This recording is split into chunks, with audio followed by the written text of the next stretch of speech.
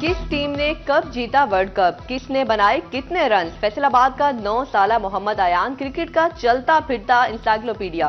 Cricketers के नाम हो या टीमों की कामयाबियां, अयान को सब मालूम। कहता है बाबर आजम पसंदीदा खिलाड़ी, मुस्तकबिल में क्रिकेटर बनना चाहता हूं।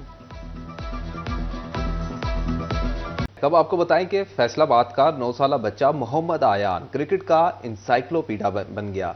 क्रिकेट के हवाले से मालूमात का ऐसा जखीरा कि सुनने वाला दंग रह जाए। मजीद जानते हैं अरसलान दुरानी से। जी अरसलान, आपको मिलवाते हैं फैसलाबाद के 9 साला ऐसे बच्चे से जिसका जो क्रिकेटिंग नॉलेज है वो बड़ा जबरदस्त है। कैसे कमाल के सवालात के कमाल के जवाब देते हैं। मेरे साथ मौजूद है अयान बुटर। पाकिस्तान ने सबसे पहले वनडे का वर्ल्ड कप कब जीता था?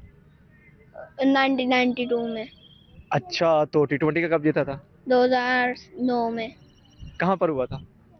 साउथ अफ्रीका में। अच्छा, यहाँ पर कुछ गलती है। चलो, अच्छा मुझे ये बताओ कि पाकिस्तान ने आखिरी मर्तबा कौन सा बड़ा टूर्नामेंट जीता है?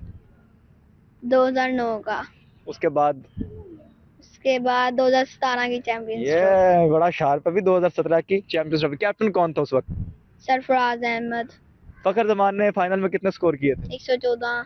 अच्छा, और कौन बॉलर था जो 9 बॉल हुई थी उसके बाद फिर फखर को नई बारी मिली और फखर ने 100 किया? जसप्रीत बुमराह। वाह जी वाह, जसप्रीत बुमराह। अच्छा मुझे बताओ कि 2024 का जो टी20 वर्ल्ड कप हुआ वो किस टीम ने जीता और कहाँ पर हुआ है? इंडिया ने जीता यूएसए में।